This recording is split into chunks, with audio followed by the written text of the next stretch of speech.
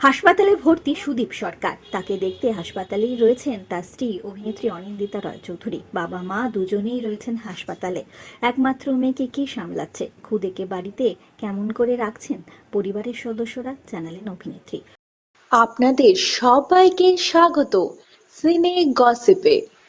বন্ধুরা, অভিনেত্রী অনিন্দিতা সরকার জানিয়েছেন কেমন রয়েছেন এখন অভিনেতা সুদীপ সরকার। দিন দুয়েক আগেই অসুস্থ হয়ে পড়েন। হঠাৎই শুটিং করতে গিয়ে অভিনেতা সুদীপ সরকার প্রচণ্ড যন্ত্রণা হয় পেটে। হাসপাতালে তাকে ভর্তি করাতে হয়। সুদীপের সঙ্গে হাসপাতালে রয়েছেন স্ত্রী অনিন্দিতা। তিনি জানালেন কেমন রয়েছেন বর্তমানে অভিনেতা। অনিন্দিতার কথায়, যে অবস্থায় সুদীপকে ভর্তি করানো হয়েছিল তার থেকে এখন অনেকটাই ভালো আছেন বলে মনে হচ্ছে। ইনফেকশনটা খুব ভালো রকম হয়েছে, দুর্বল হয়ে পড়েছে ভীষণ।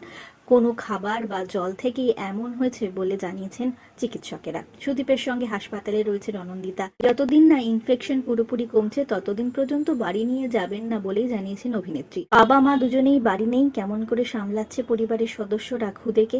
শুটিং এর জন্য অবশ্য এই পরিস্থিতির সঙ্গে অভ্যস্ত সুদীপ আর অনিন্দিতার একমাত্র কন্যা। বাড়ির লোকেদের সঙ্গেই কাটে তার বেশিরভাগ সময়। অনিন্দিতা জানান, এমনিতে ও হয়তো খুব একটা বুঝতে পারছে না, তবে রাত্রির বেলাটুকু আমাদের ছাড়া থাকতে হচ্ছে।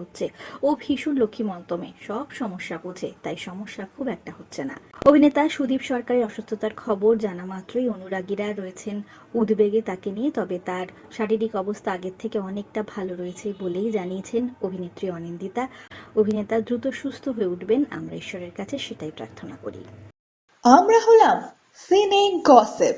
জুড়ে থাকুন আমাদের সঙ্গে, সাবস্ক্রাইব করুন আমাদের এই ইউটিউব চ্যানেলটি।